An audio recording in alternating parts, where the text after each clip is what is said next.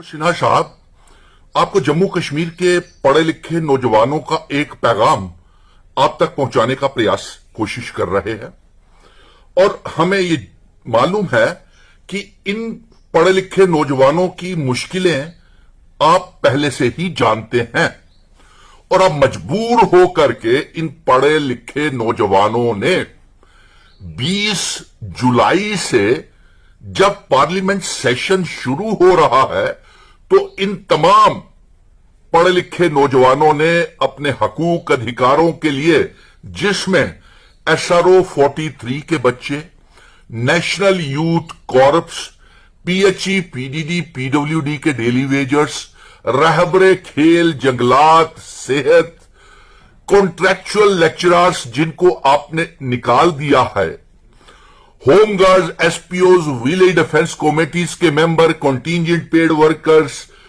Land donors और सरकारी स्कूलों के कुक्स, तमाम बच्चों को आपने किसी को इंसाफ नहीं दिया।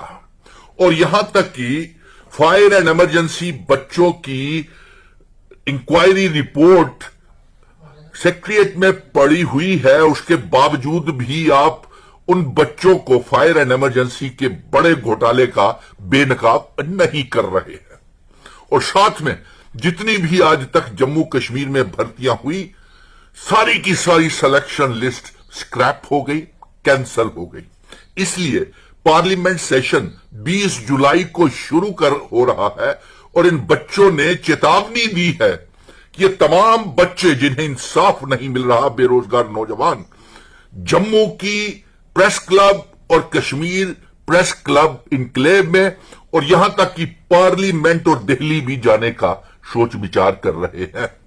ये बच्चे हैं नेशनल यूथ कॉर्प्स के बच्चे, रहबरे खेल, जंगलात, सेहत, SPOs, विलेज डिफेंस कमेटीज के मेंबर और SRO 43 के बच्चों के साथ तो आपने बेहद बेइंसाफी की। फायर एंड इमरजेंसी के बच्चों के साथ बेहद बेइंसाफी की, ना उनकी घोटाले की लिस्ट की रिपोर्ट को जाहिर किया, बेनकाब किया।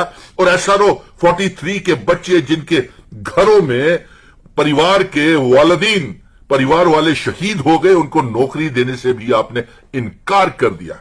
और यहां तक कि जम्मू कश्मीर में जो भी कॉन्ट्रैक्चुअल कंसोलिडेटेड वर्कर्स हैं, आपकी सरकार, मनोज सिन्हा साहब, आपकी सरकार, चीफ सेक्रेटरी उनको निकाल रहा है और उन्हें ना तो पक्का कर रहा है, ना रेगुलराइज कर रहा है, ना मिनिमम वेजेस को लागू कर रहा है।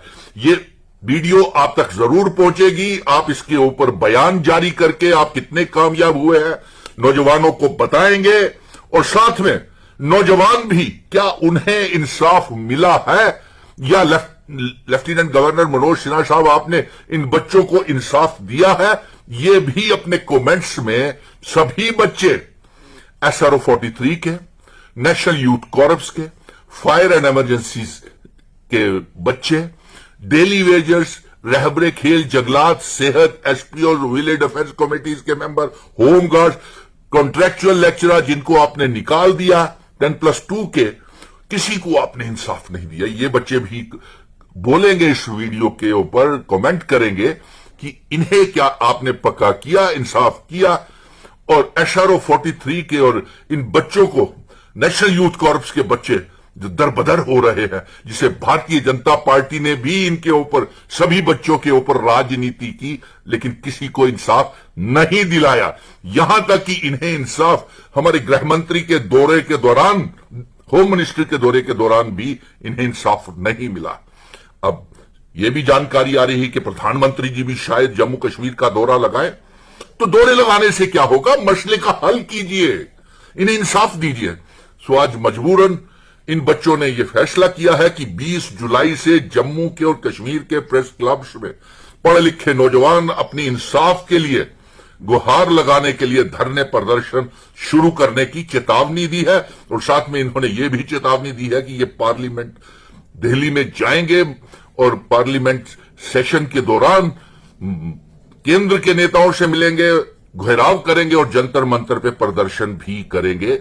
ये आपको पैगाम भेज रहे हैं और आप इन बच्चों को संतुष्ट करने के लिए क्लैरिफिकेशन जारी करें कि आपने इन जिनके नाम लिए गए हैं, गिनवाए गए हैं, इनकी मुश्किलों को जानते हुए आपने कितना इनकी मुश्किलों को दूर किया है।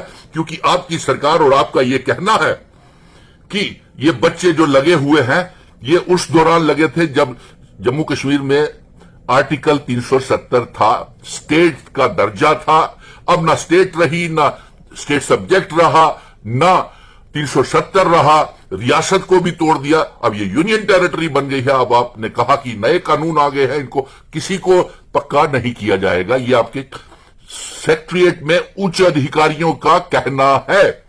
अब ये बच्चे ठीक कहते हैं कि अगर ये चेतावनी दे रहे हैं कि अपना 20 जुलाई से के बाद ये आंदोलन शुरू करने वाले हैं, तो इसमें कोई दो राय नहीं, क्योंकि यह हकीकत है कि आपने किसी को इंसाफ नहीं दिया है। जय हिंद, धन्यवाद।